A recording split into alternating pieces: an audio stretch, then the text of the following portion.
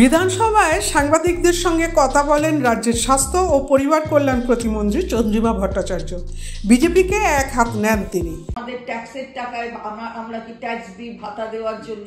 এই যে ধরনের কথাগুলো হচ্ছে, আসলে মেয়েদের করলে ওরা ঠিক মেয়েদের পাশে দাঁড়ালে খুব একটা ভালো মানে চোখে ওটা নেয় না, কারণ ওরা মহিলাদের প্রতি একেবারেই মহিলাদের সম্মানের চোখে দেখে না। এটা তো দেখাই যায়, কারণ সেই জন্য আমি বিলকিস বানোর কেসের উদাহরণ বললাম, যে যারা ধর্ষক ছিল, যারা সাজাপ্রাপ্ত যাবজ্জীবন ছিল, তাদের ছেড়ে দেওয়া হলো।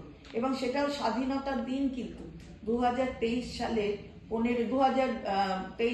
23 সালেরই 15ই অগস্টে ছেড়ে দেওয়া হলো, গলায় মালা পরানো হলো, মাথায় টিকা দেওয়া হলো, বরণ করে নেওয়া হলো। কাদের? ধর্ষকদের। এখন সুপ্রিম কোর্ট বলছে ওদের জেলে ঢুকিয়ে দিতে, তখনও দেখা যাচ্ছে খুঁজে পাওয়া যাচ্ছে না। আবার সেই মতন সাক্ষী আমাদের রেসলার আমাদের মুখ উজ্জ্বল করেছে, যার বিরুদ্ধে অভিযোগ করছে তাকেই বকলমে সেই অ্যাসোসিয়েশন চালাবার সুযোগ করে দিচ্ছে।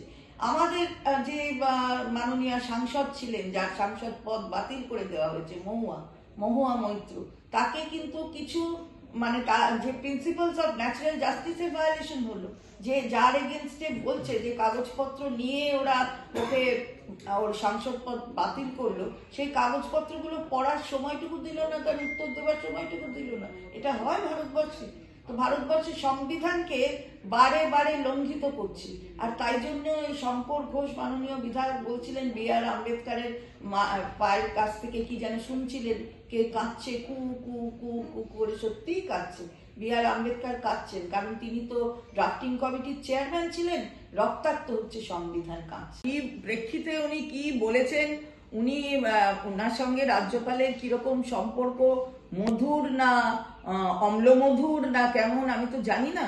তা উনি এখন রাজ্যপালের সামনে বসবেন না কি করবেন, সেটা রাজ্যপাল বনাম বিরোধী দলনেতা, এ সম্পর্কে আমাদের বলার সেটা রাজ্যপাল বুঝবেন, যে উনি ডিরেকশন বিরোধী দলনেতার মানবেন কি মানবেন না। ব্যুরো রিপোর্ট, সূত্রকার সংবাদ।